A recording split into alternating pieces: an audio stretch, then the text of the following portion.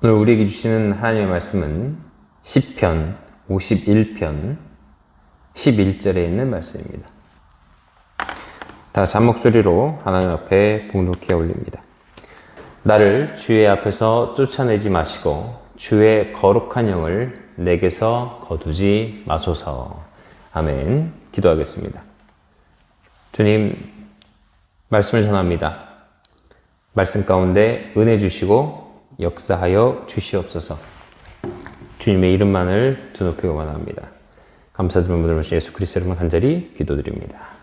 아멘. 오늘은 성령님은 누구신가? 두 번째 시간입니다. 성령님은 언제부터 계셨으나? 라는 제목으로 말씀을 전하도록 하겠습니다.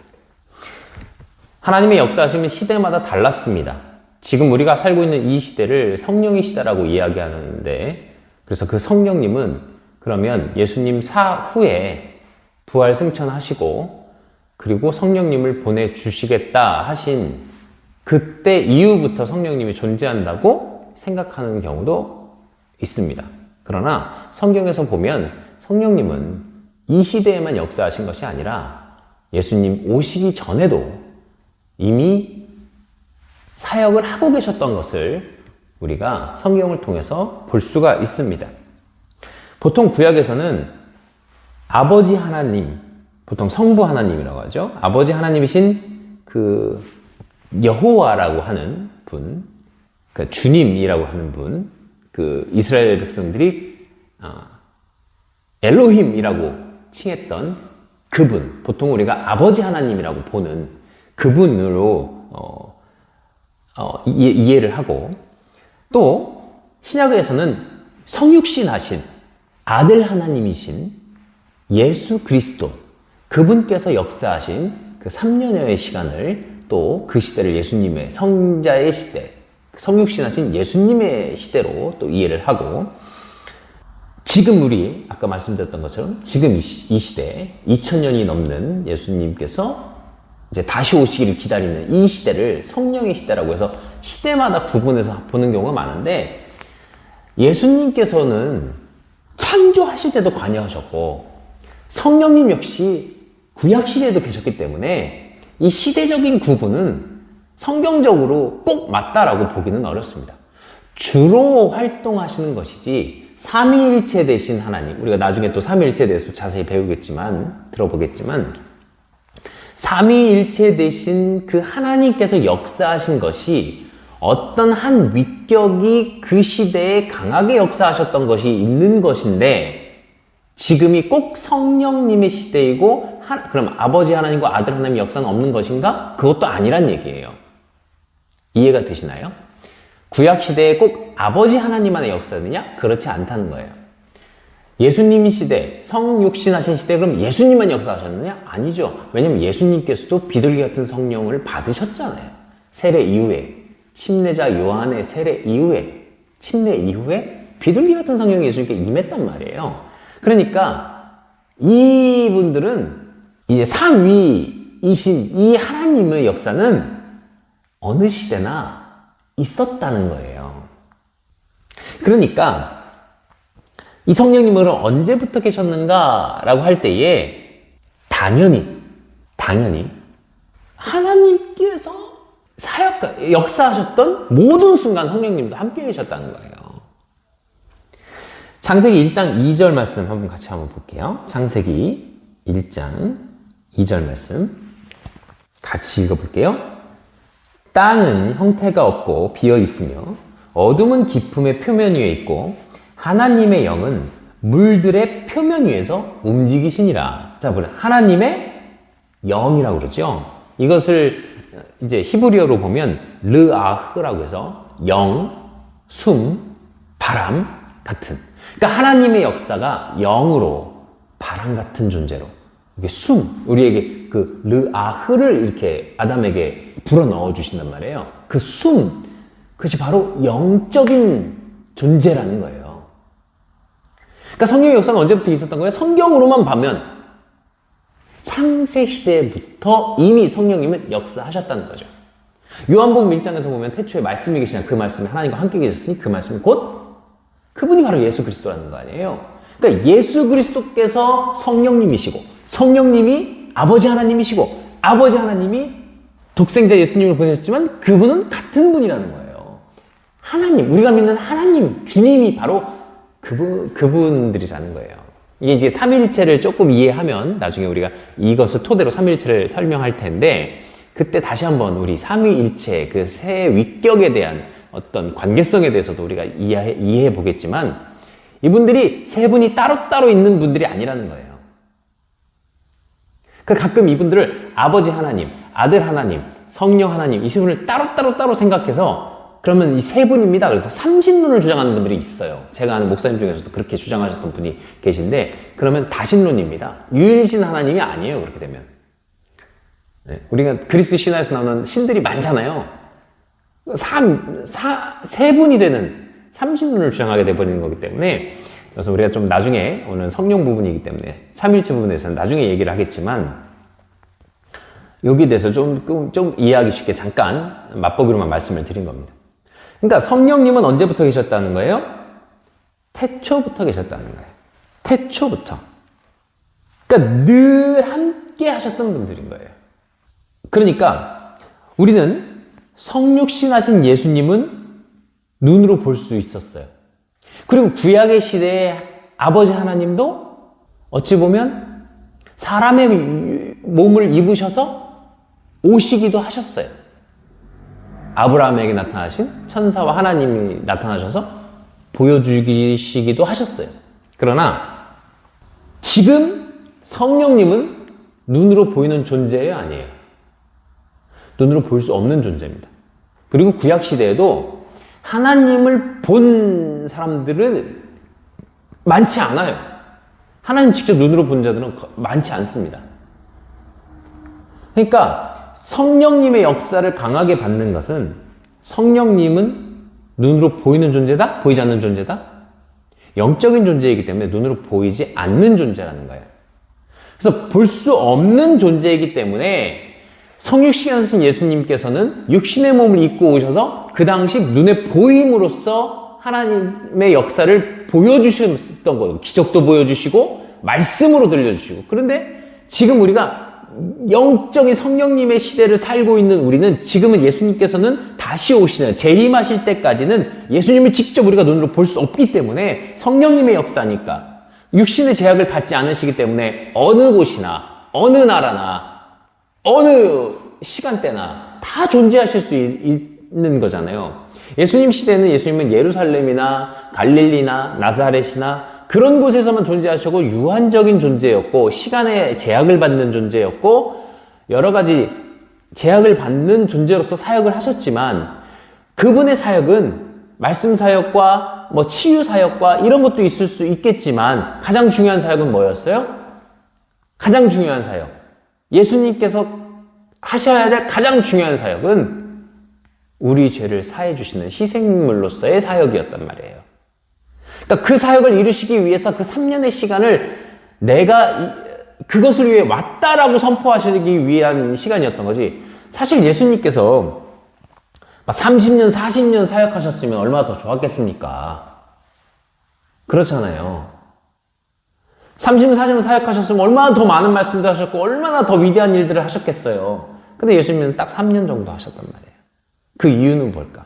예수님의 사역은 말씀 사역과 치유 사역과 제자들 양육하는 사역 이런 사역들이 목적이 아니셨기 때문에 그래요. 그래서 짧은 거예요, 사역이.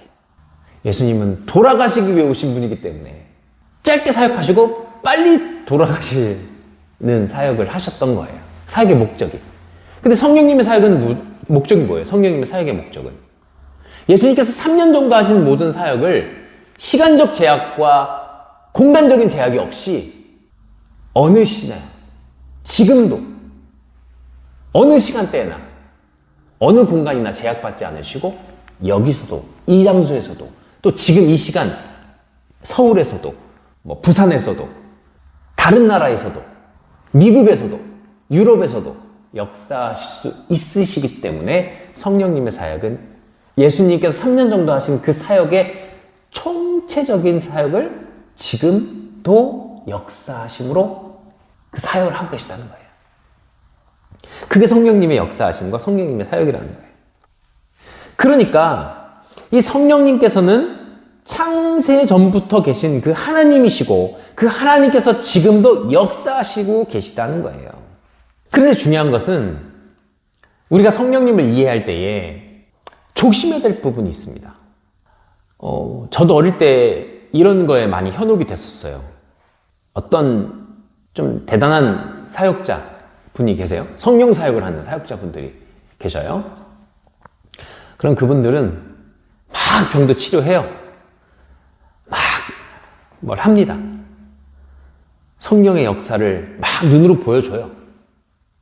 그런데 우리가 성령님은 안 보이시기 때문에 보이는 그 사역자를 통해서 성령의 역사를 보면서 할렐루야 하면서 막 손들고 막 그렇게 해요. 제가 어릴 때 포천에 있는 모 기도원을 갔었습니다. 매주 목요일마다. 제가 대전이 고향이었는데 대전 그 홍명상가 앞에 중앙데파트 쪽에서 버스로 매주 목요일마다 실어 날랐어요. 사람들을 꽉꽉 쳐서 갔어요. 가면 막 손으로 몸을 긁어서 암덩어리를 딱 꺼내면서 막 이렇게 보여주는. 저도 봤어요, 직접 실제로. 근데 그분 사역, 뭐 그분뿐만 아니라 뭐 영생교 조희성이 같은 사람들도 그런 사역을 했었는데 뭐냐면 사진을 딱 찍어요. 지금은 디지털 카메라가 있지만 옛날에는 현상을 했잖아요. 그냥 사진을 종이처럼 이렇게 들고 다니는 현상을 해서 이렇게 보여줬는데 그걸 딱 액자로 봤는데 그 여자 뭐랄까요, 기도원 원장님이죠? 여자 원장님이셨는데 그분 뒤에 예수님께서 이렇게 안아주고 있는 것 같은 모습의 사진을 팔아요. 거기다 생명수도 팔았어요. 제가 기억엔 제가 어릴 때 초등학교 때였는데 뭐 수영장도 있었고 이렇게 막 해요. 그럼 예수님께서 우리 이 원장님을 이렇게 안아주고 계신다. 뭐 이런 사역들을 하셨단 말이에요. 나중에 이단으로 판명이 났죠. 이게 손으로 긁었을 때 염증 생겨가지고 더 악화된 사람도 있고, 그 뒤편에 강당, 거기에 막 정말 한 몇만 명 들어갔던 것 같아요. 너무 엄청 컸어요. 그 뒤편에 수영장에서 어떤 아이가 예배 시간에, 집회 시간에 들어가서 죽는 사고도 있었고, 참, 어찌 보면 그런 사역들이 막 신기한 눈에 보이지 않기 때문에 사람들이 눈에 보이는 걸 찾기 때문에 그 찾는 것을 통해서 성령의 역사다 하면서 자꾸 눈에 보이는 사람을 통해서 성령의 역사하시는 것처럼 이렇게 보이기도 하거든요. 전 그건 굉장히 조심해야 된다고 생각을 해요. 성령의 사역이라는 것은 성령님이 그 당시 그때 그 사람에게 들어가서 역사하실 수 있죠. 그런데 한 번 그 사람에게 들어간 성령의 사역이 이분이 죄를 짓거나 성령님 앞에서 거룩하지 못한 삶을 살 때에도 계속적으로 성령의 역사가 그 사람 통해서 나타나냐? 그러진 않다는 거예요. 사사들도 마찬가지잖아요. 왕이 생기기 전에 사사들, 재판관들에게, 이 판관들에게 성령의 역사가 임하여서 그 사람들에게도 성령의 역사가 임한 거 아니에요. 하나님께서 그들에게 능력을 주셔서 그 당시 이스라엘 백성들을 딱 그 시대만 딱 통치를 하거나 전쟁에서 승리하게 하시고 이제 다른 사람에게 넘길 때 아들한테 넘기지 않아요. 보통 사사들이.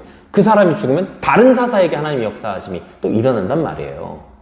그러니까 왕을 세웠을 때 사무엘에게 하나님께서 이들이 나를 버렸다라고 한단 말이에요. 우리에게 왕을 달라 할 때에 나를 버린 것이다. 왜?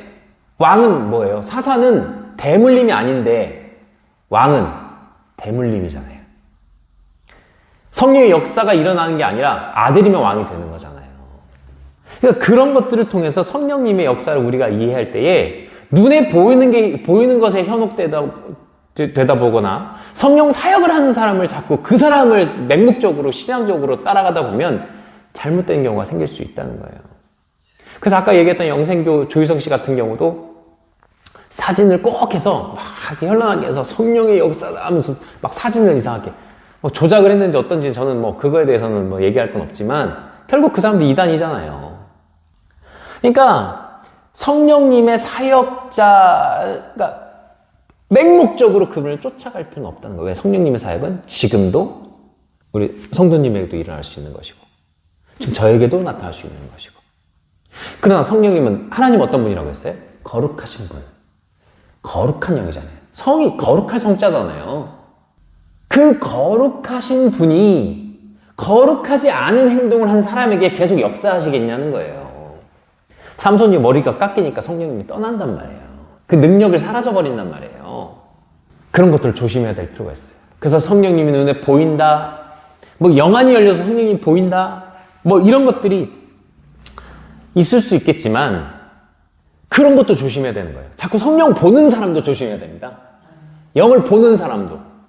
왜냐하면 우리가 말씀을 잠깐 몇 가지 볼게요. 출애굽기 10장 28절에 보면 같이 읽겠습니다. 시작. 모세에게 이르되 너는 나를 떠나고 스스로 조심하여 다시는 내 얼굴을 보지 말라. 내가 내 얼굴을 보는 날에 죽으리라 하며. 이게 하나님 얼굴을 보면 뭐예요? 죽는다는 거예요. 그러니까 이게 굉장히 좀 난해할 수 있는데 하나님께서는 영광이 가득하시죠. 성경에서 보면 모세만큼 하나님 만난 사람이 없어요. 아브라함도 하나님을 만나지만 아브라함이 만난 하나님은 하나님께서 직접 인간의 몸을 입으셔서 이렇게 변신해서 오신 경우고, 천사들을 같이 동행해서 소돔과 고모라를 가기 전에 웬만하면 음성으로 거의 나타나신단 말이에요. 음성으로. 모세에게는 하나님 만나주시는데 모습으로 나타나시지 않아요. 광채로 나타나세요. 그래서 모세가 하나님을 처음 만날 때에 천사가 먼저 옵니다. 왜? 하나님을 직접 만나면 바로 죽을 수 있으니까 천사가 나타나서 신을 벗으라 하면서 준비를 시켜요. 떨기나무 앞에서 만날 때요. 준비시켜요. 그리고 나서 하나님께서 쫙 나타나시면 얼굴을 가려요. 이렇게. 그러니까 모세는 하나님 얼굴을 본 적이 없어요. 그리고 보면 죽기 때문에 그래요. 오죽하면 스랍 있잖아요. 구름 말고 스랍. 천사의 일종인 스랍들이 그들이 하는 게 역할이 뭐예요? 날개 6개가 달려있거든요. 그들의 두 날개는 눈을 가리고, 두 날개는 발을 가리고, 두 날개는 날면서 거룩하다 거룩하다 하나님을 찬양하거든요. 거룩하다 거룩하다. 눈을 왜 가려요? 천사조차도 하나님의 영광과 광명 앞에, 광채 앞에 그 눈을 볼 수가 없는 거예요. 근데 사람이 하나님 보면 어떻게 돼요? 눈이 멀든 죽겠죠. 예수님께서 사도 바울이 사울 시절에 그를 변화시키기 위해서 나타나시잖아요. 사도행전 9장 3절 한번 볼게요. 사울이 길을 가다가 다마스커스에 가까이 이르렀을 때에 갑자기 하늘로부터 빛이 나와 그를 둘러 비추더라. 빛으로 오신 거예요. 빛으로. 그러면서 4절 말씀, 그가 땅에 쓰러져 들음에 한 음성이 있어 그에게 이르시되 사울아 사울아 어찌하여 내가 나를 핍박하느냐 하시거늘. 자 보세요. 음성이 있는 거예요. 자, 이거 예수님이에요? 성령님이에요? 이분이 성령님이시고 이분이 예수님이시고 이분이 하나님이신 거죠. 아버지 하나님이신 거죠. 이분이 같은 분인 거예요. 근데 예수님은 가셨기 때문에 누가 오셨다고 볼까요? 성령님으로 역사하셨다고 볼 수도 있잖아요. 그 성령님께서 사울아 사울아 어찌하여 내가 나를 핍박하느냐? 그때 5절 말씀, 그가 이르되 주여 누구시니까니 주께서 이르시되 나는 내가 핍박하는 예수라. 그렇죠? 뭘로 나타나셨다는 거예요? 음성으로, 또 빛으로. 예수님께서 사람의 형상으로 다시 내려오셔서 사람의 모양으로 네가 나를 왜 핍박하느냐? 이러지 않으셨단 말이에요. 왜? 이제는 부활승을 하셨으니까. 예수님께서 다시 오시면, 사람의 모양으로 다시 오시면 뭐예요? 재림이죠. 그럼 사람의 모양으로 한 아까 그 포천에 있는 김모 여자 원장님을 감싸고 있던 예수님의 형상은 뭐예요? 사기죠. 사람의 형상으로 예수님은 그 이후에 성경에서 보면 나타나지 않아요. 사람의 모양으로 나타나지 않으세요. 그 이후에 사람의 모양으로 나타나는 경우가 있어요. 뭘까요? 천사입니다, 다. 사람의 모양으로, 예수님 부활승천 하신 이후에 사람의 형상으로 누군가에게 나타나는 건 다 천사예요. 요한계시록에 요한에게 나타나서 말씀을 전하는 건 천사예요. 천사예요. 사람의 모습으로 하고 온 건 천사예요. 예수님이 아니에요. 예수님이 사람의 모양으로 다시 오시는 뭐라고요? 재림 때밖에 없어요. 그럼 예수님께서 사람의 모양으로 자꾸 눈앞에 예수님의 형상이 보여. 그럼 예수님 재림을 계속 하시는 거예요? 몇 번씩 하는 거예요? 그 사람한테만 재림하시는 거예요? 예수님께서 다시 오신다 하신 것은 지금 성령님의 역사가 있는 이후에 마지막 때에 다시 오신다는 것이지, 자꾸 눈앞에서 사람의 형상으로 나타나는 건 어우 주님이십니까? 광명한 천사로 가장한 사단일 수도 있다는 거예요. 그러니까 자꾸 사람의 모양을 봤다, 이런 것들이 다 조심해야 되는 겁니다. 아까 말씀드렸다시피 성령의 역사를 이끌어가는 성령 사역자들을 조심해야 되는 이유는 뭐라고요? 한번 성령이 그 안에 임했다고 해서 성령의 능력이 그 사람에게 계속 이어지지는 않을 수 있다는 거죠. 성령의 은사가 있지만 그 은사가 교회를 유익하게 하지 않는 방향으로 쓰이는 사역자들도 있더라고요. 그런 분들도 조심해야 되는 것이고, 성령의 은혜, 지금 제가 거룩하게 살면서 주님 앞에 받은 은사, 저도 은사를 많이 받았지만 그 은사도 하나님 앞에 거룩하지 못하면 능력이 사라질 수도 있어요. 그러니까 그런 현상들 우리가 조심해야 된다는 것이고, 그리고 우리가 그 하나님 앞에 사람의 형상으로 나타나신 예수님을 봤다, 사진을 찍어서 예수님이 안고 있다, 이런 것들도 사기일 가능성이 크다. 아니, 예수님 아니고 그게 천사였어요 라고 주장한다면 인정할 수 있어요. 사도행전 10장 3절 한번 볼게요. 사도행전 10장 3절 말씀 한번 읽을게요. 시작. 하루는 9시쯤 되어 그가 환상 중에 하나님의 천사가 자기에게 들어와 이르되 고넬료야 하는 것을 분명히 보매. 자, 보세요. 보죠. 환상으로 보잖아요. 누가 와요? 천사가 온 거예요. 그러니까 사람의 형상으로 나타난, 지금 우리에게 나타나는 것은 천사일 수 있다. 천사다. 그죠? 다니엘에게도 나타난 사람의 형상은 천사죠. 구약시대도 마찬가지예요. 하나님께서 어지간하면 사람의 형상으로 안 나타나십니다. 야곱이 야복강가에서 싸우잖아요. 그것도 천사랑 싸웠다 그래요. 그러니까 하나님과 견주어 이겼다고는 하지만, 그래서 이긴 자가 됐다고는 하지만 천사랑 싸웠다고 되어 있어요, 성경의 기록에는. 그렇기 때문에 지금 우리에게 성령님의 역사로 성령님의 나타나심을 본다면 어떻게 나타날까요? 신약시대에 성령님께서 나타나신 역사를 보면 예수님께서 침례를 받으신 이후에 비둘기처럼 내려온다고 해요. 비둘기. 그리고 성령님이 우리 안에 계실 때 그것을 물이다 표현을 하세요. 예수님께서 물이다. 그리고 바람 소리로 이렇게 표현을 하기도 하고, 불의 혀 이렇게 표현하기도 해요. 그러니까 예수님께서 마태복음 3장 16절에는 성령님이 임재하시거든요. 예수님한테.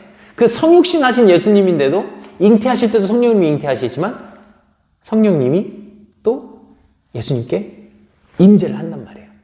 성령의 역사로 사역을 하신 거예요, 예수님께서도. 왜냐면 육신의 한계가 있기 때문에 예수님의 사역도 성령님의 도우심을 했다니까요. 지금 우리의 삶도 성령님의 도우심으로 우리가 기도할 때 친히 구할 것을, 간구할 것을 그분이 알려주신다잖아요. 우리 지난주에도 말씀드렸지만 우리를 도우신다잖아요.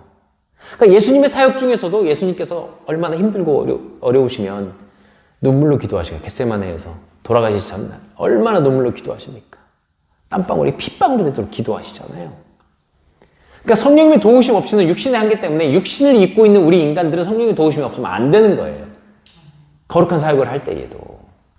그러니까 성령님의 역사는 눈으로 보이는 역사가 아니다 이거예요. 눈으로 보이는 어떤 현상에 대해서 그렇게 말씀하고 계시지 않다는 거예요. 또 아까 물이라고 했잖아요. 누가복음 11장 24절에 보면 이제 귀신 들린 사람이 있어서 예수님께서 그 귀신을 쫓아내셨단 말이에요. 그 귀신이 쫓겨나서, 예수님께서 비유로 말씀하시는 거죠. 쫓겨나서 막 찾아내요. 어디 찾아다니냐? 물 없는 곳을 찾아다녀요. 물 없는 곳이 뭐예요? 사람 마음속이겠죠? 사람 안에 물 없는 곳을 찾아다닌단 말이에요. 물이라는 뭐예요, 그러면?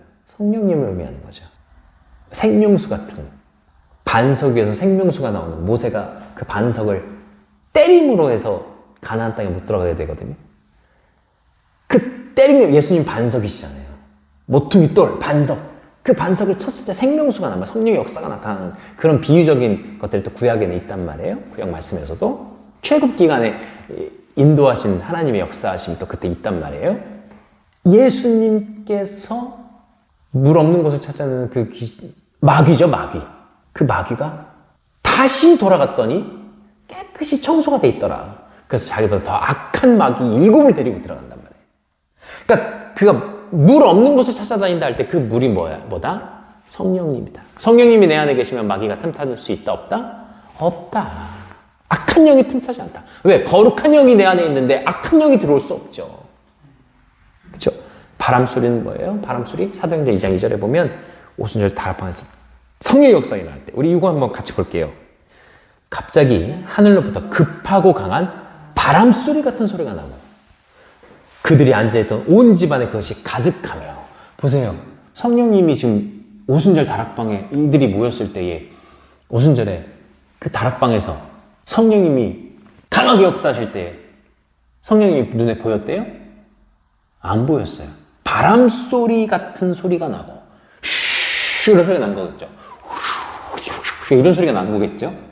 3절 말씀 또 불에 혀같이 갈라진 것들이 그들에게 나타나. 자, 성령님이 예수님께서 사람의 형상으로 나타나지 않는다고 했죠. 이때 예수님께서 오셔서 성령을 주시는 게 아니잖아요. 왜? 부활승천하셨잖아요. 예수님께서 부활하신 이후에 제자들에 나타나셔서 그들에게 너희가 성령을 받아라 하면서 이렇게 숨을 불어넣어 주신단 말이에요. 르아흐, 아까 얘기했던 창세기 1장 2절에서 르아흐, 숨을 불어넣으시고 생명을 불어넣으시는 그 장면.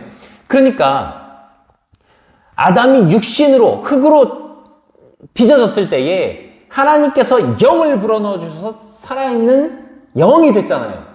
그가. 그럼 우리는 이제 원죄하에서 죽은 우리가 성령님을 받아서 영적으로 다시 거듭나는 역사가 예수님께서 이게 르하와 같은 거거든요. 그 숨이 불어넣으시면서 우리가 다시 거듭나서 성령님을 받은 자들이, 그러니까 거듭난다는 건 뭐예요? 성령님을 다시 태어나는 거잖아요.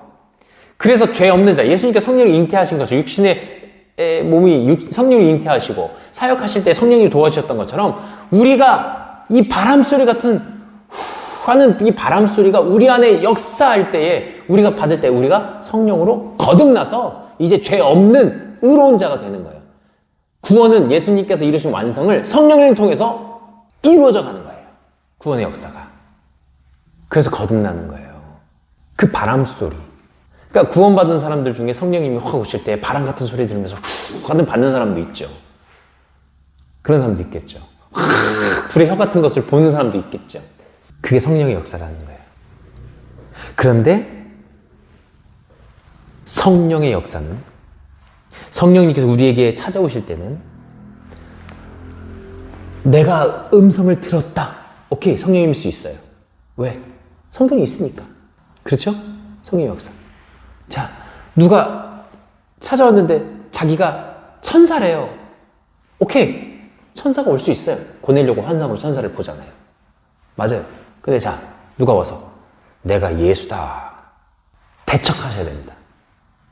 아닐 확률이 99.9%.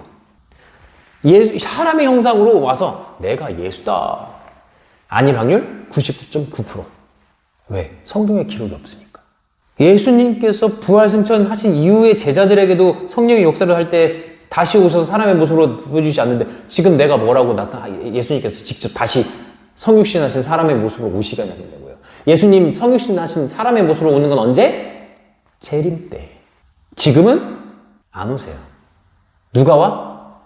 천사나 천사를 가장한 악령이나 사기치는 거겠죠. 그걸. 성령이 언제부터 계셨는가? 지금뿐 아니라 구약 시대에서도 창조하실 때에도 아담에게 역사하실 때에도 성령의 역사는 있었다라는 거예요. 오늘 우리가 읽은 말씀 시편 51편 11절 말씀 다시 한번 우리가 읽어보도록 하겠습니다. 나를 주의 앞에서 쫓아내지 마시고 주의 거룩한 영을 내게서 거두지 마소서. 아멘. 이 주의 거룩한 영이 뭐예요? 성령님이죠. 이게 다윗의 고백이잖아요. 다윗은 이미 성령의 능력과 성령의 역사를 경험했단 말이에요. 그래서 사울이 악한 영이 와서 괴롭힐 때 사울에게 성령이 떠나거든요. 사울 왕에게서. 그러니까 악한 영이 와서 괴롭힐 때에 성령님을 입은 다윗이 와서 하프를 키면 사울에 있던 악한 영이 떠나서 사울이 그땐 평안함을 얻었다고 해요. 괴롭지 않았다고 해요. 그래서 사울을 이뻐했어요. 골리앗도 죽이기도 하고. 그러니까 사위로 삼은 거 아니겠어요. 근데 사울이 결국 어떻게 돼요? 다윗을 죽이려고 끝까지 쫓아간단 말이에요. 악한 영에 사로잡혀서. 다윗은 성령의 사람이었던 거예요. 성령님이 항상 그 안에서 역사하셨던 거예요.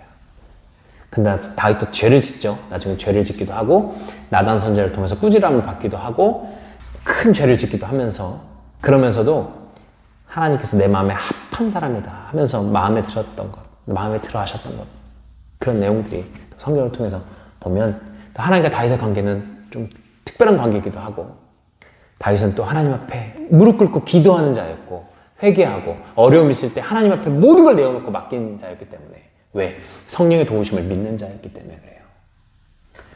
다윗이 성령의 역사를 경험했다는 건 성령님은 언제도 계셨다? 다윗 시대도 계셨다는 거예요.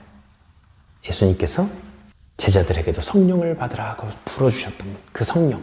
지금 우리도 그 성령님, 언제나 계셨던 성령님, 지금도 계시는 성령님, 그 능력 의지하시면서 주님 앞에 늘 나아가시는 우리 성도님 되시길 간절히 소망합니다. 기도하겠습니다.